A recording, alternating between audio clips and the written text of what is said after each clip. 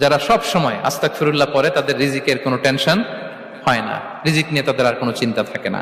আল্লাহ নবী নূহ আলাইহিস সালাম যিনি ওনার জাতিগোষ্ঠীকে বলেছিলেন ফাকুলতু আস্তাগফিরু রাব্বাকুম ইন্নাহু কানা গাফফারা, তোমরা বেশি বেশি ইস্তেগফার পড়ো, তিনি ক্ষমাশীল।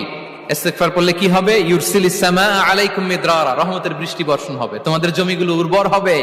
ওয়া ইউমদিদুকুম বিআমওয়ালি ওয়া বানিন, আল্লাহ তাআলা তোমাদেরকে সম্পদে বারাকা দিবেন, সন্তানে বারাকা দিবেন। ওয়া ইয়াজআল লাকুম জান্নাতিন ওয়া ইয়াজআল লাকুম আনহারা, তোমাদের ফসল ক্ষেতগুলো সবুজ শ্যামল হয়ে ভরপুর হবে, তোমাদের রিজিকে বারাকা নেমে আসবে। তাহলে আমরা যেন বেশি বেশি ইস্তেগফার করি। বিষ্ণু ঈসা ইসলাম বলেছেন মান লাযামাল ইস্তিগফার জাআলাল্লাহু লাকুম মিন কুল্লি দীকিন মাখরাজা ওয়া মিন কুল্লি হাম্মিন ফারাজা ওয়া ইয়ারযুকহু মিন হাইসু লা ইয়াহতাসিব, যে সব সময় ইস্তেগফার পরে তার কোনো টেনশন থাকে না, তার জীবনে দুশ্চিন্তা আসে না, আর এমন জায়গা থেকে আল্লাহ রিজিকের বন্দোবস্ত করে যেটা সে কল্পনাও করে নাই। সুবহানাল্লাহ বিহামদি।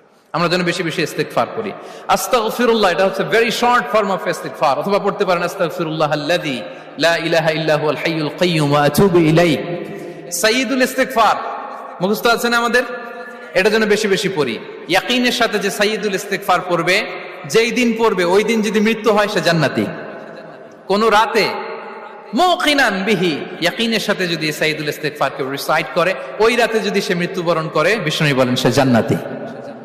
তাহলে প্রিয় ভাই এবং বোনেরা, আমরা যেন ইস্তেগফার করি।